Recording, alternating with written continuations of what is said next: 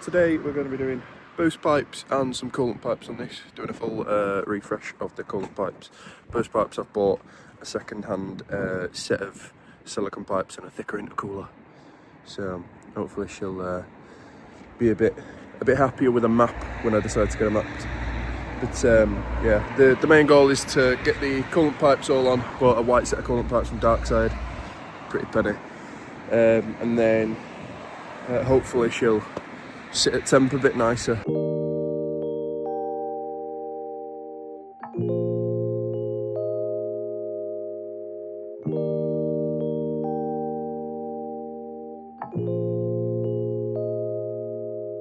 So all I'm doing here is removing the front bumper and the headlight to give me access to the intercooler and the boost pipes behind it.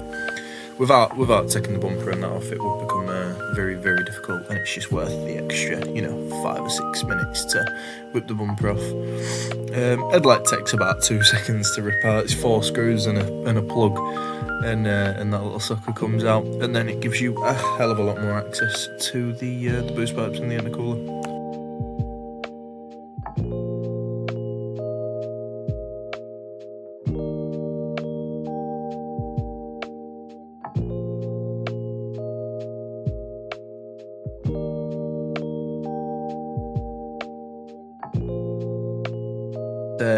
There is a little boost sensor up there that you can't really see because my camera positioning is pretty crap. Do apologise, but yeah, there's a boost sensor behind there that I'm just trying to pop off, along with some boost pipes and the clips and whatnot. And there's a pipe at the top which just popped off then, a pipe at the top and a pipe at the bottom of the intercooler, and once those two are off, it's just a case of unbolting it.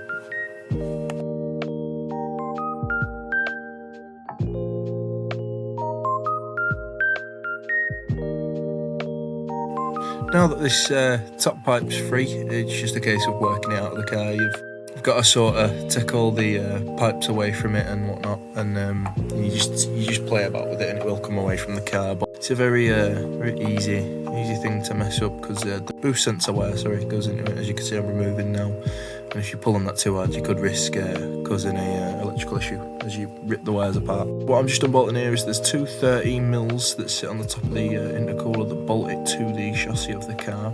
I'm just working at removing those now, and once those two are removed, it should allow me to take the intercooler away from the car.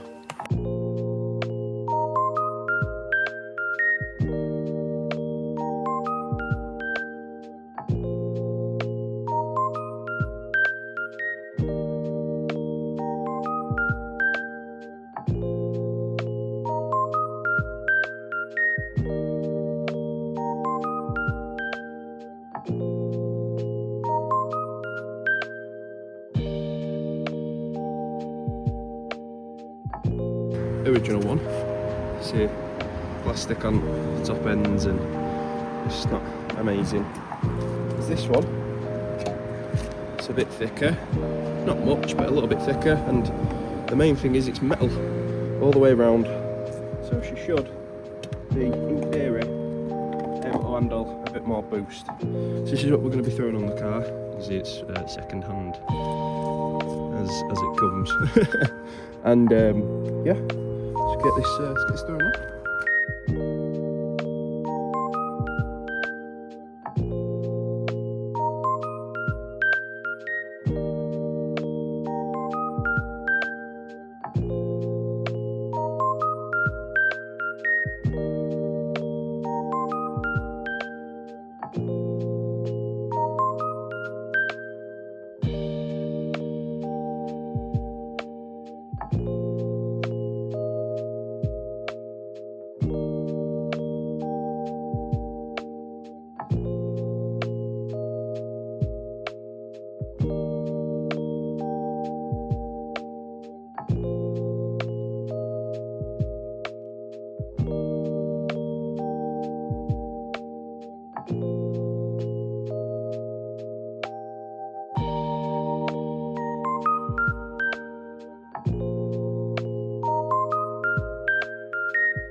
Now is putting the top half back together.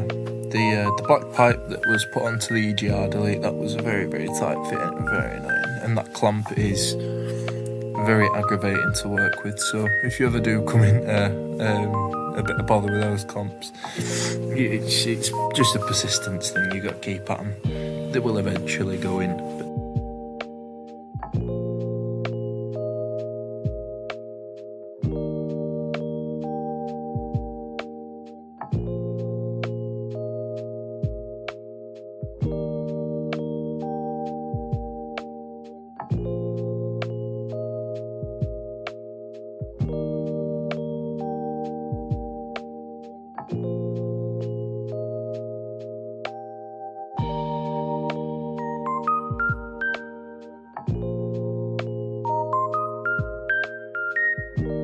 All I've got to do now is connect that pipe to the intercooler here, and then once that's done, I can put this headlight on and this bumper back on. We should be all ready to go. Currently it is now a bit dark, but as you can see, I've got this installed. Got this pipe here. Down there is a couple of elbow pipes and that. I will try to get a better picture of it once the sky's decided to bring the sun back out, so you can see it's a bit dark. But on Monday is when I should next be working on this. The boost pipe down here, the pancake pipe's just moving too far to the left, and it's sitting like against my drop link, which ain't good. So what I'm going to try and do is sort that out on Monday, because the nut that holds the pancake pipe to the actual body of the vehicle is, well, let's just say she's very circular, so it's going to be a bit of a nightmare to get off. I've been running fine without it, but with these new pipes there's a bit more movement on it, and it sits in a bit more of an awkward place, and I can't get it to stay where I want it to, so I'm going to have to try that on Monday. But as for now, this weather has just been a nightmare, and it's made this job take, one, a lot longer than it needed to, and two, I haven't been able to do the coolant pipes because of it. So I'm going to get this stuff moved, cleaned up, and then yeah, back into the house and just have a nice rest of the evening. So moving on now to the next day. The weather was seeming a bit better. Still a bit cold, but not raining like it was when I was trying to do the intercooler. So what's happening now is I'm trying to remove the airbox and get the intake pipe out of the way, just to give myself a lot more access to the coolant pipes underneath it.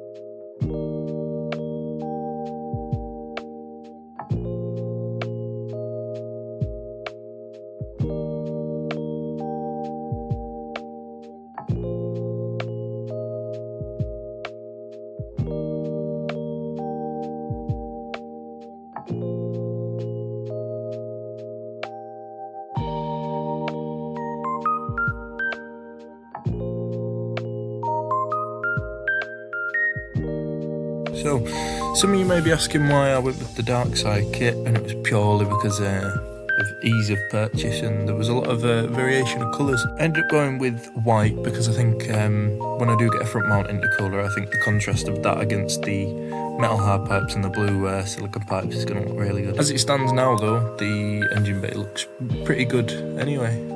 Just with the white gold pipes, it's made it look a lot nicer and a lot tidier. So now you can hear the engines running.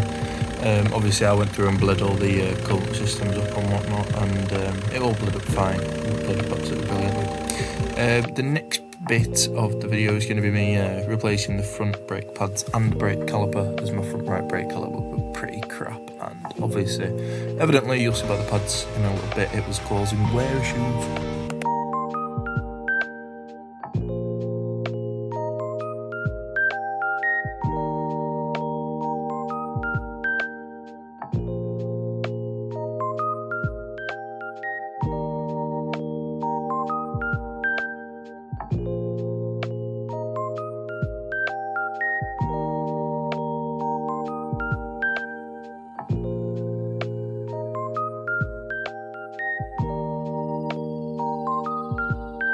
all I'm doing here now is cleaning up where the brake pads slide, because obviously if you brakes you're going to want a very nice and clean area for your brake pads to move, because they move back and forth and you don't ever want them to get seized, because it causes all sorts of wear issues and seizing issues and stuff like that.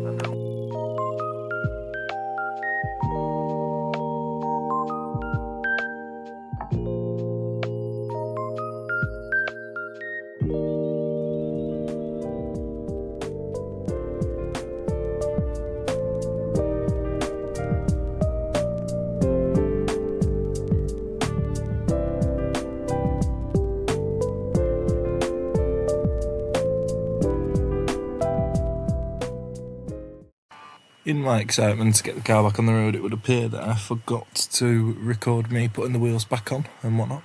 But nevertheless, the car's back on the road now and it is driving beautifully. So thank you all for watching, and I will see you in the next one. Goodbye.